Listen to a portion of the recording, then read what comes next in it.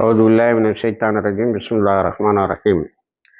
அன்பார்ந்த நேயர்களே, பலஸ்தீன் மீட்பு போர் 414வது நாளை கடந்து 17வது நாளுக்கு வந்து கொண்டிருக்கிறது. இதனிடையே ஒரு பெரிய பரபரப்பை ஏற்படுத்தி கொண்டிருக்கிறார்கள் அமெரிக்காவில் இருக்கக்கூடிய சில உதவாக்கரைகள்.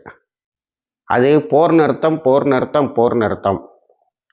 நாங்கள் போர் நிறுத்தத்துக்கு கிட்ட வந்து விட்டோம், 2 மணி நேரத்தில் நாங்கள் அறிவித்து விடுவோம். யார் சொல்கிறா? Joe Biden. அவருடைய மிக முக்கியமான அவங்களுடைய வார்த்தைகளிலே சொன்னால், பைடன்ஸ் சீனியர் அட்வைசர் அமோஸ் கோச்சு அவர் ஒரு பெரிய எக்ரிமெண்ட்டை போட்டாராம். லெபனான் ஒத்துக்கிட்டு தான், கவனிக்கணும் நீங்கள், லெபனான் ஒத்துக்கொண்டதாம். ஹிஸ்புல்லாவை அங்கே பேச்சுக்கு வரல. லெபனான் ஒத்துக்கொண்டதாம். எனி டைம் போர் நிறுத்தம். அதான் நான் முந்தின காணொலியில் சொன்னேன். அப்படி நீ நிறுத்தினேன்னா ஒருதலை பட்சமான போர் நிறுத்தம் தான் அது. ஆனால் ஹிஸ்புல்லாவை நீ கன்சல்ட் பண்ணலை. இப்போ வரைக்கும், கடந்த 10 நிமிடங்களுக்கு முன்னால் வரைக்கும் ஹிஸ்புல்லா இதை பற்றி என்ன சொல்லுதுங்கிறது தெரியல. இப்போ ஹிஸ்புல்லாவினுடைய ஷஹீது ஹசன் நஸ்ருல்லாவுக்கு பிறகு பொதுச் செயலாளராக வந்திருக்கிற ஷேக் நயீம் காசம் ஒரு அறிக்கையை வெளியிட்டிருக்கிறார், அல்லது தன்னுடையவர்களுக்கு ஒரு உரையை சிறிதாக நிகழ்த்தியிருக்கிறார் இந்த ஒப்பந்தம் பற்றி. சற்று முன்வரை Hezbollah has not commented on this ceasefire. இந்த சீஸ்ஃபயரில், இந்த போர் நிறுத்தத்தில் ஹிஸ்புல்லா இதுவரைக்கும் எதையும் சொல்லவில்லை என்று சொல்லியிருக்கிறார்கள். அப்போ யார்கிட்டடா பேசி யார்கிட்ட நீங்கள் போர் நிறுத்தத்தை கொண்டு வரீங்க? கீழ் வீட்டுக்காரனுக்கும் பக்கத்து வீட்டுக்காரனுக்கும் சண்டைன்னா நீ மேல் வீட்டுக்காரன்ற சமாதானம் பேசுகிற? லெபனானுடைய ஆர்மிக்கும் இந்த யுத்தத்துக்கும் சம்மந்தமே கிடையாது. அக்டோபர் 8, 2003 இருந்து ஹிஸ்புல்லா தாக்கிட்டே இருக்கான். அப்போ இதை அமெரிக்கா கொண்டு வரதான். அவங்க அமெரிக்காவில் பைடனுடைய சீனியர் அட்வைசர் பலமுறை லெபனானுக்கு சம்பாதித்ததான் அவர் பீட்டிக் கொள்கிறார். ஆனால் அங்கேயே ஜான் கர்பிங்கிற நேஷனல் செக்யூரிட்டி அட்வைசர், தேசிய பாதுகாப்பு ஆலோசகர் ஜான் கிர்பி என்ன சொல்லாருன்னா, நாங்கள் இன்னும் we are not at it, நாங்கள் இன்னும் அதில் எட்டவில்லை. உங்கள் முரண்பாடுகளை முதல்ல தீருங்க. அப்புறம் இந்த போர் நிறுத்த நிபந்தனை அதை ஒருத்தரும் சொல்ல மாட்டாங்க. அது என்னவென்றால், அதற்காகத்தான் நாம் இந்த காணொலியை போடுகின்றோம். அது என்னவென்றால், இஸ்ரேல் லெபனானில், சதர்ன் லெபனான் சொல்லக்கூடிய தெற்கு லெபனான்லேருந்து வெளியில் வந்துருமா. நீ உள்ளே போகலையே, நீ காலையே வைக்க முடியலையே, தோற்று ஓடுற. ஒரு இடத்தையாவது பிடிப்ப, நக்கோராவை பிடிப்பேன்னு பார்த்தா அதுக்கு இல்லை. நேற்று ஓட்டம் அல்பயாதில் இருந்து தோற்று ஓட்டம், கியாம் சண்டை நடந்துகிட்டு இருக்கேன்னு தோற்று ஓட்டம். இப்போ எல்லா இடமும் நீ தோற்றுக்கிட்டு, அதுக்கு பிறகு அமெரிக்கா காலில் விழுந்து அமெரிக்கா ஒரு சீஸ்ஃபயரை, ஒரு போர் நிறுத்தத்தை கொண்டு வருமா. இப்போவும் ஒரு வாரத்துக்கு முன்னாடி ஐக்கிய நாடுகள் சபையினுடைய பாதுகாப்பு சபை கொண்டு வந்த போர் நிறுத்த தீர்மானத்தை தன்னுடைய வீட்டோ பவரை 5வது முறை, இதே விஷயத்தில் 5வது முறை பயன்படுத்தி போர் நிறுத்தத்தை நடத்தினவன் போர் நிறுத்தத்தை சொல்லுவான். அதை மக்கள்லாம் கேட்டுவாங்க. இப்போ இதில் ஒரு கண்டிஷன் என்னன்னா, இஸ்ரேல் சதர்ன் லெபனான்ல இருந்து வெளியில் வந்துருமா. உள்ளே போனதாகவே தெரியல, வெளியில் வந்துருவாங்களாம். லெபனானுடைய ஆர்மி இருக்கு பாருங்க, ஹிஸ்புல்லா அல்லாத லெபனானுடைய அரசாங்கத்தினுடைய அந்த இராணுவம் இந்த பார்டர் ஏரியாவுக்கு வந்துடணுமா. அதாவது இஸ்ரேலுக்கும் லெபனானுக்கும் இடையில உள்ள பார்டர் ஏரியாவுக்கு வந்துடணுமா. அங்கே தான் ஹிஸ்புல்லா சண்டை போட்டுக்கிட்டு இருக்கான். அந்த ஹிஸ்புல்லாவை கொஞ்சம் அப்படி தள்ளி போக சொல்லிடணுமா. எப்படி இருக்கு பாருங்க. அடுத்தது, ஹிஸ்புல்லா லிட்டானி ரிவர், நான் சொல்லிக்கிட்டே இருக்கேன், லிட்டானி ரிவரை அவன் முதல்ல கடந்தான் பாருங்க. அதில் இருந்தால் வடக்கு இஸ்ரேல்னு சொல்லக்கூடிய நார்தர்ன் இஸ்ரேலுக்கு எல்லா பிரச்சனையும், எல்லாவனும் அகதிகளாக ரெஃப்யூஜிஸ் ஃப்ரம் நார்தர்ன் இஸ்ரேலுன்னு பேர் வாங்கினது அதுக்கு பிறகு தான். இந்த லிட்டானி ரிவரை கடந்தது மட்டுமில்லை, இமாது 5, 4 எல்லாம் வச்சுருக்கான். யார்? ஹிஸ்புல்லா. அவன்கிட்ட பேச மாட்டாங்களாம். லெபனான் ஆர்மிகிட்ட பேசிட்டாங்களா, லெபனான் ஆர்மி ஹிஸ்புல்லா இருக்க இடத்துக்கு வந்துடணுமா, ஹிஸ்புல்லா லிட்டானி ரிவருக்கு அந்த பக்கம் போயிடணுமா. அப்போ இதில் என்ன எழுதப்படாத விதி, வடக்கு இஸ்ரேலில் இருந்து வந்த அந்த நார்தர்ன் ரெஃப்யூஜிஸ் அகதிகள் மீண்டும் குடியிருக்க வந்துடுவாங்க. ஏன்னா அவனும் ஒரே ஒரு கண்டிஷன் தான் வைக்கான். லிட்டன் ரிவருக்கு இந்த பக்கம் ஹிஸ்புல்லா வச்சுக்கிட்டு எப்படிடா பாதுகாப்பை பற்றி பேச முடியும்? எங்கள் வானமும் எங்களுக்கு இல்லை, எங்கள் பூமியும் எங்களுக்கு இல்லைன்னு சொன்னதை நான் உங்களுக்கு ஏற்கனவே சொன்னேன். அப்போ இதில் இஸ்ரேலுக்கு ஒரு பெரிய நெருக்கடி. ஏன்னா ஆயுதங்கள் வேலை செய்யலை, அதை சொல்லிட்டேன். இப்போ இருக்கக்கூடிய கடுமையான பனிக்காலம், விண்டரு. அடுத்தது 40 லட்சம் பேர் பதுங்கு குழிக்கு பாய்ந்து ஓடி போய் உட்கார்ந்துட்டு இருக்கான். அந்த பதுங்கு குழிக்கு இப்போ 3 பேர் வச்சதை நான் சொன்னேன். ஷெல்டரு, பதுங்கு குழி, சேஃப்டி ரூம்ஸு, பாதுகாப்பு அறைகள், அடுத்தது செக்யூரிட்டி பெல்ட். நாங்கள் எங்கே இருக்கேன், எங்களை குண்டு போட்டுறாதீங்கன்னு போடலை. நீங்கள் அப்படி அறிவித்த பிறகு, நீங்கள் கையை தூக்கின பிறகு, நீங்கள் சரண்டரான பிறகு கொலை செய்கிற கூட்டம் இல்லை இந்த ஹிஸ்புல்லா கூட்டம். அது இஸ்லாத்தின் விழுமியங்களை பின்பற்றக்கூடிய கூட்டம். அப்போ இதுக்கு முன்னாடி ஹசன் நஸ்ருல்லா ஹயாத்தோட இருக்கும்போது உன்னை 3 முறை தோக்கடிச்சாரு. இப்போ ஹசன் நஸ்ருல்லா இல்லாமலே 4வது முறையும் உன்னை சரண்டரா வச்சுட்டானோ. அப்போ ஒன்றை தெரிஞ்சுக்கோ, நீ சில ஆட்களை குறி வச்சு கொண்ட உடனே இந்த உணர்வுகள், இந்த போராளிகள் பதுங்க மாட்டார்கள். உலகத்திலே ஒரு எக்ஸப்ஷன் இது.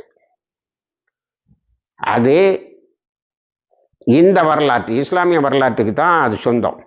அப்போ 4வது முறை எப்படி சரண்டர் ஆகுனா, நேற்று வீட்டை போரை போட்டு போர் நிறுத்தத்தை நிறுத்துவாராம், இன்னைக்கு ஓடி வந்து போர் நிறுத்தம்னு சொல்லுவாராம். இப்போ இதுக்கு 60 நாள் டிரான்சிஷன் பீரியடாம். அதாவது இங்கே லிட்டானி லிவரில் இருந்த அங்கே போயிடணும், லெபனான் ராணுவம் இங்கே வந்துடணும். 60 நாள் இத்தனை நடக்காது. 60 நாளுக்கு பிறகு இவன் என்ன செய்வானே சொல்ல முடியாது. நெட்டன்யாஹூ எங்களுக்கு எப்போ வேணாலும் அந்த இப்போ இருக்கக்கூடிய போர் நிறுத்தத்துக்கு பிறகு நாங்கள் எங்களுடைய பகுதிகளை மீட்பதற்குள்ள உரிமை வேணும்னு சொல்லிட்டு இருக்கேன். அப்போ உங்கள் பகுதிகளை நீ இழந்திருக்காங்கிற முதல்ல தெரிஞ்சுக்கோ. அடுத்தது இந்த 60 நாளுக்கு பிறகு அமெரிக்கா எந்த கேரண்டியும் கொடுக்காது. இப்போ ஹிஸ்புல்லா என்ன சொல்லுது? எல்லா ஊடகங்களும் நமக்கு கொஞ்சம் ஒரு அரை மணி நேரத்துக்கு முன்னாடி வரைக்கும் Hezbollah has not commented on the சீஸ்ஃபயர்னு சொன்னாங்க. இப்போ ஹிஸ்புல்லா சொல்லிட்டான். அது என்ன சொல்லியிருக்காங்கன்னா, அமெரிக்கா முதல்ல ஒரு போர் நிறுத்தத்தை பற்றி பேசுவதற்கு அமெரிக்காவுக்கு எந்த தகுதியும் கிடையாது. யார் சொல்லா? ஷஹீத் ஹசன் நஸ்ருல்லாக்கு பிறகு பொதுச் செயலாளர் பதவியை ஏற்றுக்கொண்ட ஷேக் நயீம் காசிம் சொல்லுகிறார். ஹிஸ்புல்லாவுடைய பொதுச் செயலாளர் சொல்றாரு, America partner of aggression, partner of genocide, partner of crime against humanity. America இந்த கூட்டுப்படுகொலையினுடைய மிக முக்கியமான பங்காளி. அவன் மிக முக்கியமாக இனப்படுகொலைகளை செய்வதற்கு உதவி செய்து கொண்டு இருப்பவன். அக்ரஷன், இந்த ஆக்கிரமிப்பில் 78 ஆண்டு காலமாக அவனுடைய கைகள் தான் இருக்கிறது. இவனுக்கு என்னடா தகுதி இருக்கு? இவரே சண்டைக்கு இவரே ஆயுதங்களை கொடுப்பாராம், கொலைச்சி வரான், அப்புறம் இவரே போர் நிறுத்தம்னு சொல்லுவாராம். அதிலே ஒரு சரண்டர் தெரியல, ஒரு பெரிய அவமானம் நிறைந்த சரணாகதி தெரியுதுல்ல. அதுக்கு பிறகு உனக்கு தகுதியே இல்லைண்டா, ஒத்தாடியில் முடிஞ்சு போச்சு எல்லாமே. அடுத்தால என்ன சொல்கிறாருன்னா, ரொம்ப புத்திசாலித்தனமாக அவர் அறிவுரையை சொல்றார். The killer cannot be the mediator. கொலை செய்பவன் சமாதானம் பேசுவனாகவோ சமரசம் செய்து கொள்வதற்கு பேச்சில் அமர்வதற்காகவோ எந்த தகுதியும் இல்லாதவன். முடிஞ்சு போச்சா? அடுத்தது அவர் சொல்லாரு, நாங்கள் பேசையும் செய்வோம், அடிக்கையும் செய்வோம். எங்கள்கிட்ட பேச்சுவார்த்தைக்கு வந்தால் நாங்கள் பேசுவோம். அது ரொம்ப முக்கியமான முடிவு. ஏன்னா பேச்சுவார்த்தை வரப்போகுதுன்னு தான் அந்த பெகிஸ்கியான் தொடரடிங்க. அப்போ இந்த பழிக்கு பழி வாங்குறத ஈரானில் தடை செய்தான். ஒரு அலி கோமனி வாயா வேலையை முடியும்னு சொன்னார். ஆனாலும் இன்னொரு பழிக்கு பழி வாங்குறதில் அங்கே பேலன்ஸ் இருக்கு, அது வேற விவகாரம். இப்போ இவர் என்ன சொல்லாரு, ஷேக் நயீம் காசிம் என்ன சொல்கிறாருன்னா, நாங்கள் 2 கிரவுண்டில் சண்டை போடுறோம். 2 parallel grounds, fighting and negotiating. சண்டை ஒரு பக்கம், நெகோசியேஷன். அது சொல்லிட்டு தெளிவாக பேச்சுவார்த்தை ஒரு பக்கம். ரொம்ப தெளிவாக சொல்லார், பேச்சுவார்த்தைக்காக நாங்கள் 1 நிமிடம் கூட எங்களுடைய யுத்தத்தை நிறுத்த மாட்டோம். இன்னொன்று தெரிஞ்சுக்கோ, நீண்ட யுத்தத்துக்கு தயாராகி சண்டை போட்டுக்கிட்டு இருக்கோம். நீ இடையில டக்குன்னு சரண்டர் ஆகிட்ட, இது பண்ணிட்டேன்னு சொன்னால், நாங்கள் இதுவரைக்கும் இந்த யுத்தத்தில் என்னமெல்லாம் கெயின் பண்ணியிருக்கோமோ, என்னமெல்லாம் வெற்றி அடைந்திருக்கோமோ, அந்த வெற்றி அவ்வளோ திரும்ப நீ பின்னுக்கு தள்ளலான்னு பார்க்குற. நாங்கள் விட மாட்டோம். இவ்வளோ தெளிவாக இருக்கு. அதை விட தெளிவாக இன்னொரு வார்த்தையை சொல்லாரு, உனக்கு பேச்சுவார்த்தை வேணுமா, complete and comprehensive end to the aggression. அதுக்கு என்ன அர்த்தம் தெரியுமா, முழுமையாக உன்னுடைய ஆக்கிரமிப்பிலிருந்து நீ வெளியே போகணும். அப்போ எங்கெல்லாம் ஆக்கிரமித்து வச்சுருக்க, northern Israel, West Bank, Jerusalem, Gaza, இங்கெல்லாம் இருந்து நீ கம்ப்ளீட்டாக வெளியே போகணும். குறிப்பாக இந்த காசாவில் இருக்கக்கூடிய போராளிகளுக்காகத்தான் நாங்கள் எங்கள் உயிரை தரோம். எங்கள் போராளிகள் உயிரை தராங்க, எங்கள் பொதுமக்கள் உயிரை தராங்க. அவங்கள கணக்கில் எடுத்துக்கிடலாமல் இங்கே ஒரு பேச்சுவார்த்தை நடத்தலாம்னு நீ நினச்சேன்னா கற்பனையில் நினைக்காத. அது அமெரிக்கா பேசி நாங்கள் கேட்க மாட்டோம் அப்படின்னு அதை தெளிவுபடுத்திட்டார். அதனால் ஒரு comprehensive end to the comprehensive and complete end to the aggression. அந்த ஆக்கிரமிப்புக்கு முழு இது வேணும். ஐக்கிய நாடுகள் சபை தீர்மானம் போட்டிருக்கேன் பாரு, நீ ஆக்கிரமிப்பு நாடு ஒரு வருஷத்தில் வெளியில் போகணும், அதை செய்யணுங்கிறார். இல்லைன்னா அவர் gains of the war will be reversed. நாங்கள் அடைந்த வெற்றியை நீ பின்னுக்கு தள்ளலான்னு பார்க்குற, அதுக்கெல்லாம் விட மாட்டேன். எவ்வளோ புத்திசாலித்தனமான ரியாக்ஷன் இறக்கி பாருங்க. அதுக்கு பிறகு நத்தியானுவுக்கு எங்கள் மேலே எந்த கண்டிஷனும் போடுறதுக்கு எந்த தைரியம் கிடையாது. லெபனானில் ஒரு இன்ச்சு அங்குல இடம் கூட உனக்கு தரமாட்டோம், அதை பற்றி பேச்சே கிடையாது. Not even A inch in Lebanon for Israel. கடைசியாக சொல்லார், எந்த ஆயுதம் காசாவில் பாலஸ்தீன மக்களையும் லெபனானில் லெபனானுடைய மக்களையும் கொண்டதோ அந்த ஆயுதத்துக்கு சொந்தக்காரன் அமெரிக்கா. அவனை ஐசிசி கோர்ட்டில் நிறுத்தி அவனுக்கு தண்டனை வாங்கி கொடுக்கணும். அவன் இங்கே என்னடா இது பேசுறது, சமாதானம் பேசுறது. அதனால் அதை நாங்கள் ஒத்துக்கொள்ள மாட்டோன்னு ஒரேடியாக தூக்கி போடல.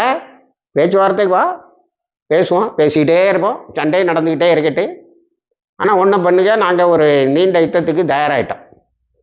அதனால் ரெண்டு பேரலாக ரெண்டு ஃபீல்ட்லையும் பேசுவோம்.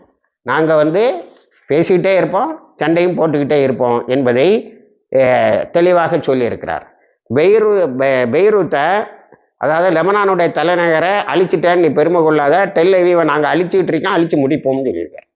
ரொம்ப அழுத்தமான வார்த்தையில் சொல்லியிருக்காரு. இது இப்போ பெய்ரூத் வர்சஸ் டெல் அவீவ்ங்கிறார். பெய்ரூத்தில் எவ்வளோ வழி இருக்குது அத்தனை அழிவையும் டெல் அவீவில் கொண்டு வருவோம், அப்பாவிகளை கொலை செய்ய மாட்டோம்.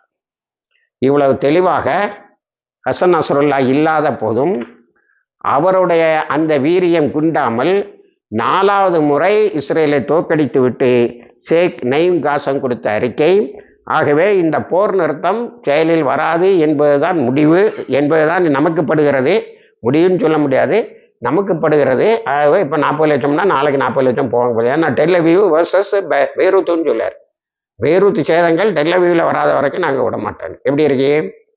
அதனால் இந்த பேச்சுவார்த்தை பம்மாத்து யாரை வேணாலும் ஏமாற்றலாம், ஹிஸ்புல்லாவை ஏமாற்ற முடியாது என்பது தெளிவு. ஆகவே இந்த பேச்சுவார்த்தை சம்பந்தம் அண்ணா வந்துட்டுன்னு சொல்வதில் நேயர்கள் கவனமாக இருக்க வேண்டும் என்பதற்காகவே இந்த பதிவு. இணைந்திருங்கள், எல்லா தகவலையும் உங்களுக்கு கொண்டு வந்து சேர்க்கிறோம். வாகிருதவான அல்ஹம்துலில்லாஹ்.